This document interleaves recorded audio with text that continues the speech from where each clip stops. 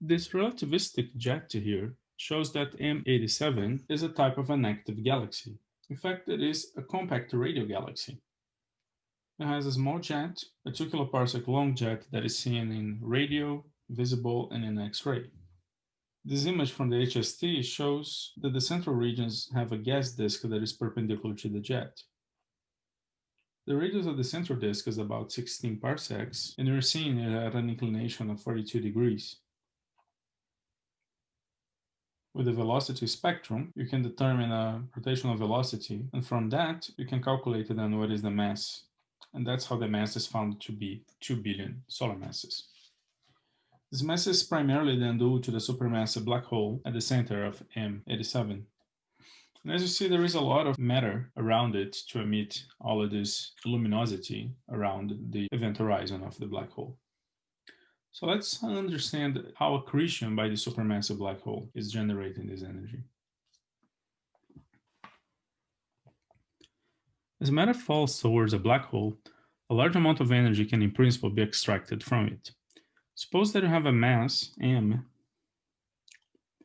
that is falling from a large distance, much larger than the Schwarzschild radius. The Schwarzschild radius is 2gm over c squared, where m is the mass of a black hole. So what is the loss of gravitational potential energy as this matter is falling towards the black hole?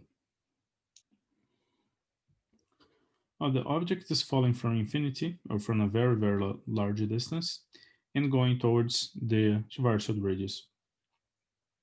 So the difference in gravitational potential energy is the distance in gravitational potential energy between these two locations,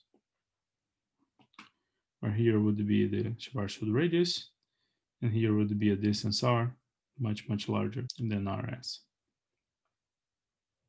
Now, because the r is much bigger than rs, we can eliminate the first term, and this is simply the Schwarzschild radius.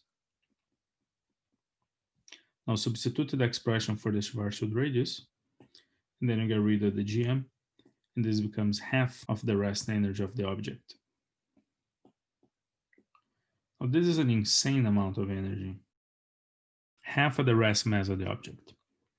If the mass isn't halted before reaching the Schwarzschild radius, that means that it will fall with a kinetic energy equal to half of its rest energy. That means that the velocity is going to be the light speed over the square root of 2, and its kinetic energy will go to swell the mass of the black hole. Now, if the mass is decelerated by slamming into an accretion disk, its kinetic energy will be converted into thermal energy and then into photon energy. The conversion of gravitational potential energy into photon energy is not perfectly efficient, as in the case of M87, where some of the energy goes into the kinetic energy of the outflowing jet. So it is customary to write the energy carried away by photons by a parameter eta, where eta is a dimensionless number that is sometimes called the efficiency of the black hole. That is, how efficient it is on converting gravitational potential energy into photons, into luminosity that we can measure. And now, because we saw that the energy that is converted is half of the rest energy, we can expect eta to be less than half.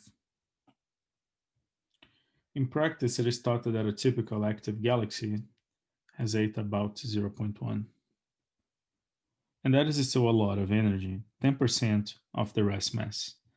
That still means that if you have 1 gram of matter, if m is equal to 1, then the energy that you get coming from the black hole is about eta times c squared, 0.1 times 9 times 10 to the 20. So the 0.1 and the 9 about cancel, and you have 10 to the 20 erg. That's a fantastic amount of energy for a single gram of matter.